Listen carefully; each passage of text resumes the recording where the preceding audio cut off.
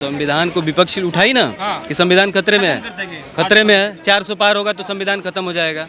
ये हुआ ना, विपक्ष ये उठाई। ये इनका जो नैरेटिव है, ये नैरेटिव बनाते रहेंगे हमेशा। संविधान खतरे में तब नहीं था जब इमरजेंसी में सेकुलर वर्ड डाल दिया।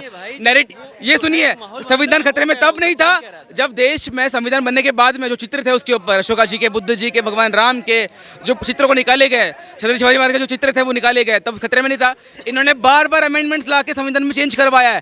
आप मुझे बताइए कितना अमेंडमेंट्स बीजेपी ने लाया है? लास्ट जो एनडीए सरकार, कितनी सरकार ने अमेंडमेंट ला के चेंज करा मुझे बताइए। रामपुर का क्षेत्र है जो यूपी में है, वहाँ पे करीबन 2300 वोट है और 2300 वोट होने के बाद में वहाँ से 532 तो घर दिए हैं बना के आवास योजना के माध्यम से। वहाँ से एक वोट नहीं गिरा है। पता है क्यों? 100% पॉपुलेशन जो है मुस्लिम पॉपुलेशन है। लोगों ने इस बार वोट जियाद किया है, ये सच है। तो लोगों को ना एक विश्वास होता है कि हमें भाजपा को वोट करना है, ये चॉइस होता है।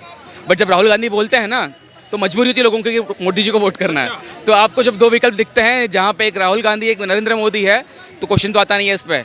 और रही बात आज की, लोगों को गारंटी जो दिया है मोदी जी ने वो पूरा करेंगे और देश में अच्छे बड़े बड़े फैसले आने वाले हैं, लिख के ले लीजिएगा। राहुल गांधी समेत विपक्ष के कई नेताओं का ये दावा है कि जो सरकार बनी है इस सरकार कुछ दिन ही चल पाएगी।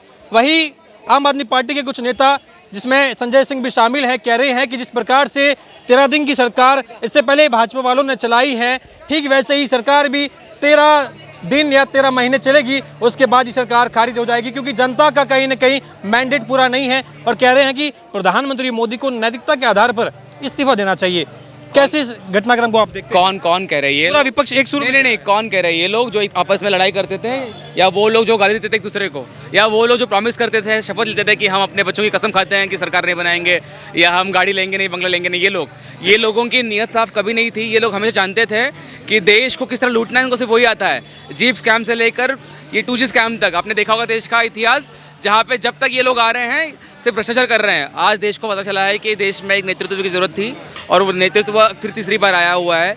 देश एक विकसित भारत की ओर बढ़ रहा है और बढ़ते रहेगा। लेकिन कह रहे हैं कि अगर भाजपा इतनी ही आश्वस्त थी, मोदी जी का कार्यकाल इतना ही बेहद उम्दा रहा है, 400 पार की अगर ये दावा कर रहे थे, बात कर रहे थे, लगातार इस प्रकार का माहौल बनाया गया था, उसके बाद ऐसा क्या हो गया? क्या लोकतंत्र की लाठी का ये दर्द है भाजपा को कि इस बार 400 पार दूर की बात है 300 पार का आंकड़ा छू नहीं पाई? क्या वाकई में लोकतंत्र का मजाक बनाया जा रहा था? वो कह रहे हैं कि जनता ने सबक दिया है, जनता ने मोदी को आईना दिखाया है, अहंकार कम किया है, उनका घमंड चूर चूर कर दिया है। पूरा विपक्ष एक सुर में ये कह रहा है। देखिए, हमारे देवतुल्य कार्यकर्ता जो उन्होंने काम किया है, जो वोट की प्रतिशत थी हमारी वो तो बड़ी है, लेकिन प्रॉब्लम क्या हुआ है, जो बाकी इकट्ठे जो कुत्ते भौंक रहते हैं वो सारे इकट्ठे आ गए और उन्होंने क्या किया है, पोलराइजेशन करके जो विपक्ष थी इस देश के उसको वोट किया है। इसका मतलब ये नहीं कि हम हारे हैं। आपको एग्जाम्पल देते हैं कि आज पूरा देश कह रहा है कि अयोध्या से भी आप हारे हो करके। अयोध्या में 5 लोकसभा विधानसभा क्षेत्र है, उसमें से जो अयोध्या क्षेत्र है वहाँ पे हम आज भी लीड कर रहे हैं। आज भी 4000 के आसपास के हम मत से लीड करते हैं वहाँ पे। तो आप समझिए इस बात को कि देश में जो जनता है वो हमारे अगेंस्ट में आज भी नहीं है। बट जो इकट्ठे हैं, जो विद्रोही है, जो देश को चाहते हैं कि देश में नरेंद्र मोदी जैसे लोग ना आए और देश में जो एक नेशनलिस्ट गवर्नमेंट ना आए, वो उनकी साजिश है। ये इकट्ठे आके हमारे अगेंस्ट में काम कर रहे हैं। तानाशाही ना आए, लोकतंत्र को खत्म करने वाला ना आए, कह रहे कि देश को गर्त में लेके जाना वाला नहीं आए और हिंदू मुसलमान करने वाला नहीं आए। नहीं, आप किसको तानाशाह कह रहे हो? जो आदमी रामपुर का क्षेत्र है जो यूपी में है, वहाँ पे करीबन 2300 वोट है और 2300 वोट होने के बाद में वहाँ से 532 तो घर दिए हैं बना के आवास योजना के माध्यम से। वहाँ से एक वोट नहीं गिरा है। पता है क्यों? 100% पॉपुलेशन जो है मुस्लिम पॉपुलेशन है। लोगों ने इस बार वोट जियाद किया है, ये सच है। ये इस बार तो ये कहा जा रहा है, पूरा विपक्ष एक शुरू में कह रहा है कि देखिए अब प्रधानमंत्री मोदी की सरकार चलने वाली नहीं है, सरकार बैसाखी के सहारे है, नायडू है, नीतीश है, बैसाखी है, कुछ दिनों की मेहमान है, 6 महीने चल जाए ये बोले काफ़ी है, 1 साल चल जाए काफ़ी, उसके बाद गिर जाएगी। देखिए, जो भी ये बातें कर रहे हैं या तो चुनाव क्षेत्र में नए आए हैं, ये नवसिक्के लोग हैं। देश में एक टाइम था, NDA 2 की बात कर लो, कितने लोग थे उनके पास में, NDA 1 में कितने लोग थे उनके पास में, उनके साथ जो नंबर्स थे वो 150 के आसपास थे। उनकी सरकार गिरी नहीं तो हमारी कैसे गिर जाएगी?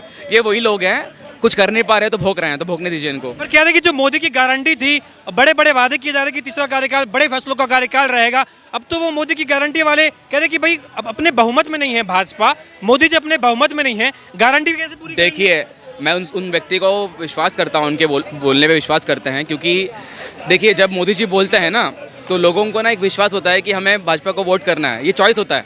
बट जब राहुल गांधी बोलते हैं ना तो मजबूरी होती है लोगों की कि मोदी जी को वोट करना है। तो आपको जब दो विकल्प दिखते हैं जहाँ पे एक राहुल गांधी एक नरेंद्र मोदी है तो क्वेश्चन तो आता नहीं है इस पर। और रही बात आज की, लोगों को गारंटी जो दिया है मोदी जी ने वो पूरा करेंगे और देश में अच्छे बड़े बड़े फैसले आने वाले हैं, लिख के ले लीजिएगा।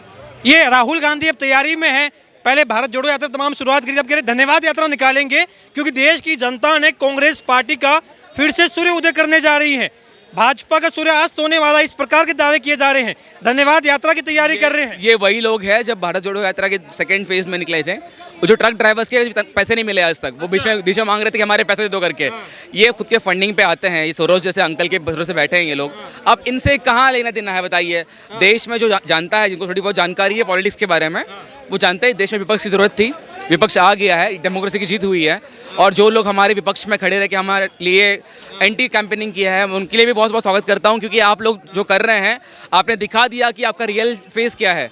और आने वाले टाइम में हम बहुत अच्छा काम करेंगे और हमारे जो वोट शेयर है और बढ़ेंगे। अब तो राहुल गांधी विपक्ष के नेता हैं, मोदी जी के सामने बिल्कुल एकदम सवाल करेंगे। लग रहा है कि अब राहुल गांधी जो कह रहे हैं लोकतंत्र आ चुका है, कह रहे हैं कि जिम्मेदारी उठाई है लोकतंत्र को बचाने के लिए, इसलिए मोदी का सदन में खड़े रहना मुश्किल हो जाएगा, इसलिए सरकार चलाना मुश्किल हो जाएगा क्योंकि राहुल गांधी सामने देखिए, आप किसी और के बारे में बोलिए, मैं मान लूंगा। आप राहुल गांधी जी जब आप बोलते हो, मैं हाथ जोड़ता हूँ कि ऐसे लोगों के बारे में मुझे मत पूछिए, क्योंकि मैं जहाँ तक मुझे पता है, वो आप जब दो कंपैरिजन करते हो ना, ऑरेंज और एप्पल दोनों अलग चीज़ है। अच्छा। आपको ऑरेंज विदर्भ में मिल जाएंगे, आपको एप्पल्स के लिए जाना पड़ेगा नॉर्थ में। तो ये समझिए क्या कंपैरिजन कर रहे हो आप। करिश्मा कम हो गया क्या मोदी अमित शाह का? वो जादू चल नहीं पाया क्या? 400 पार चलो ठीक है, नहीं आए तो नहीं आए, अयोध्या की हार, और उसके बाद विपक्ष कह रहा है आप क्या बात कर रहे हो। जब देश में सरकार तीसरी बार बन गई है तो बन गई है। आप भले कुछ भी बोलिए, भले हम 1 वोट से जीते, 4 वोट से जीते, हजारों वोट से जीते, आज सरकार हमारी है। आने वाले 5 साल हम राज करने वाले हैं, देश में हम लोगों को सेवा देने वाले हैं।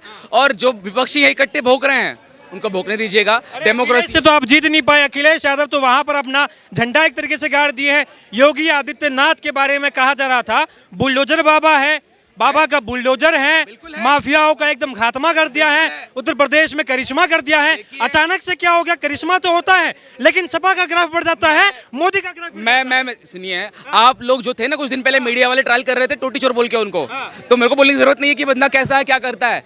जिनके तो जनता तो मान रही है ना, उनको लोहा मान रही है। कह रहे 27 में चुनाव है, अखिलेश यादव आ रहे हैं। वोट जिहाद एक बड़ा फैक्टर है इस देश में। और इस बार जो लोगों ने पोलराइजेशन करके वोट दिया है, इकट्ठे लोगों ने वोट अखिलेश को नहीं दिया है। इस बार वोट जो उन्होंने दिया है वो बीजेपी के अगेंस्ट में दिया, वो लोगों के जो मुस्लिम वोट्स थे इस बार बिल्कुल गया है। और ये बहुत बड़ा वोट शेयर है।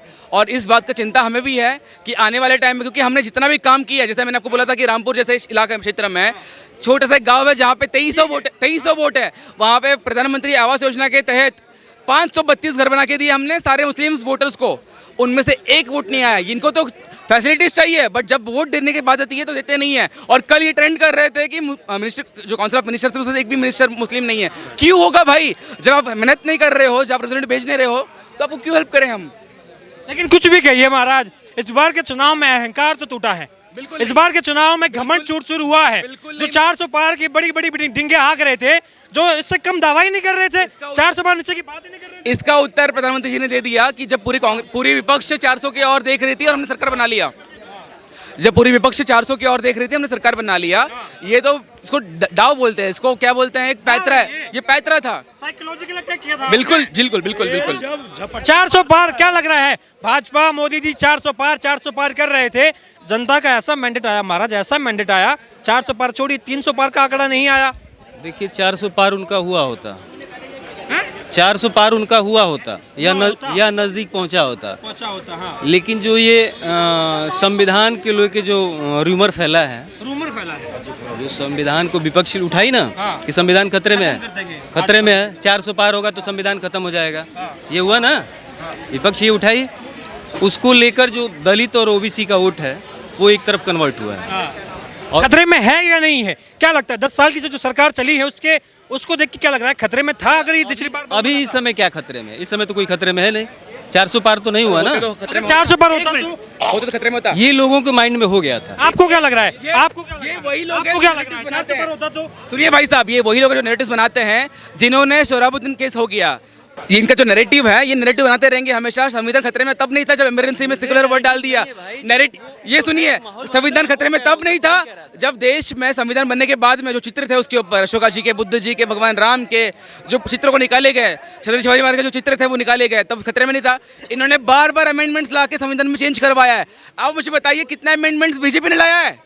लास्ट जो एनडीए सरकार, कितनी सरकार ने अमेंडमेंट लाके चेंज करा, मुझे बताइए। तमाम तानाशाही के आरोप लगे थे मोदी सरकार पर। कहा जा रहा था कि तानाशाही कर रही है, तानाशाही के बलबूते पर तो 400 पार होना बड़ा आसान था। तानाशाही के हिसाब से तो ईवीएम हैक करके 400 पार कर भी देते तो क्या करते? देखिए भाई साहब ने जिस तरह मुझे कहा, ये मेरा नैरेटिव नहीं था, जो एक माहौल था मैं उसको बताया, जो सच्चाई था, जो आमजन में एक सच्चाई था, मैंने उसे बताया। और ये जो ईवीएम की बात कर रहे हैं, मैं इसको कभी नहीं मानता था कि ईवीएम हैक हो रहा था या क्या हो रहा था। लेकिन इलेक्शन के मानते हैं कि राहुल गांधी ने मोदी का घमंड चूर-चूर कर दिया क्या?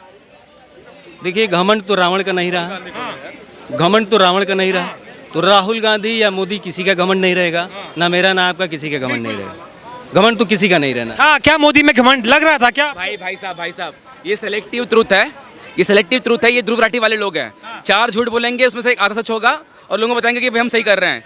एग्जैक्ट नैरेटिव से चलाते हैं ये लोग और ये चलाते रहेंगे हमेशा के लिए। देश को पता है किसको चुनना है, किसको नहीं चुनना है। देश ने मैंडेट दिया है। आज जो सरकार एनडीए की बनी है, ये 5 साल चलेगी, भले कोई चिक कर क्यों ना कहे। आने वाले 5 साल हम काम करेंगे और जितना वोट शेयर हमारा इस बार बढ़ा, उससे दुगना वोट शेयर बढ़ेगा और आने वाले टाइम में हम इससे ज्यादा वोट्स लेकर आएंगे। यूसीसी की बात की जा रही थी, मुस्लिम आरक्षण खत्म करने की कवायद हो रही थी, बार बार ये कहा हमने कभी किसी का आरक्षण खत्म करने की बात नहीं की थी, पर जातीय तौर पर आरक्षण किसी को नहीं मिलेगा। नायडू जी सामने खड़े हैं, नायडू जी बार बार कहते हैं मेरे गृह राज्य में मैं मुस्लिम आरक्षण खत्म करने के पक्ष में नहीं हूँ। कैसे कर लेंगे आप अलायंस में? देखिए भाई, जो जनरल कॉन्सेप्ट बनेंगे वो हर किसी के लिए बनेंगे, देश का हर व्यक्ति के लिए बनेगा कोई। और हम चाहते हैं बात वो नहीं है, हम चाहते हैं कि हर गरीब बच्चा पढ़ लिख के बड़ा आदमी बने, लेकिन इसका मतलब ये नहीं कि हर आदमी अपने को गरीब बना के रहे। हम चाहते हैं कि देश आगे बढ़े। सरकार गिरेगी ना, जब वो हट जाएंगे, वो हट जाए, नीति हट जाए तो हट सकती है ना। एक मिनट भाई साहब, इनका राजनीतिक ज्ञान बहुत कमजोर है भाई। आप बाकी लोगों को भी निकाल लो, जो प्लस माइनस कर लो। वो उन्होंने पहले कमिटमेंट दे दिया कि वो एनडीए के साथ में रहने वाले हैं। वो एनडीए का जो अपना युति वाला जो काम है हमारा, जो गठबंधन का जो शास्त्र है, वो पूरा करने वाले हैं ये। और आने वाले टाइम में जो भी काम होने वाला है बहुत क्लियर दिखेगा आपको कि साथ। मैं आपके पास दोबारा आता हूँ सर। ये जो 10 साल की सरकार चली है मोदी सरकार की, इन 10 सालों में विकास अपनी जगह पर है, तमाम चीज़ें, राम मंदिर का निर्माण से तमाम अपनी जगह पर हैं, लेकिन देश में एक नैरेटिव बना। मोदी को तानाशाह बताया गया, ईवीएम को कहीं ना कहीं बताया गया कि ईवीएम को मैनिपुलेट कर रहे हैं मोदी, बताया गया कि ये कहीं ना कहीं बड़े बड़े उद्योगपतियों को फायदा पहुंचा रहे हैं, आम जनता परेशान है मोदी से। आपको लगा कि इन 10 सालों में ऐसी घटना हुई है? मैं ईवीएम को नहीं मानता, मैं पहले भी कहा। इलेक्शन के बाद बोल रहे हैं ये तानाशाही, इलेक्शन के बाद बोल रहे हैं ये बात। नहीं, इलेक्शन के बाद मुझसे आपसे मुलाकात हो रही है। तानाशाही, लेकिन वो खत्म, उसको मैं पहले से नहीं मानता। पहले भी बताया, आप भी बताया, ठीक है। बोलने वाले क्या और क्या बोल रहे हैं? तानाशाही का मामला, तानाशाही था ही, इसमें कोई शक नहीं है। तानाशाही था, बिल्कुल है, तानाशाही था, बिल्कुल। इमरजेंसी में जब लोगों को घर पे जबरदस्ती उठा के जेलों में डाल दिया गया, वो तानाशाही नहीं था भाई। ये सिखों को गले में टायर डाल के चलाया गया, वो तानाशाही नहीं था भाई। जाके आप तमिलनाडु में लोगों से दंगा करवाते थे, तब तानाशाही नहीं था भाई। गांव के हर गांव में अपने लोगों का नेहरू का स्टैचू लगाते थे हर गांव में, वो तानाशाही नहीं था। आज देश में गरीबों को घर मिल रहे हैं, लोगों को स्वास्थ्य का सुविधा उपलब्ध हो रहा है, शिक्षा मिल रही है, तब तानाशाही की बात कर रहे हैं ये लोग।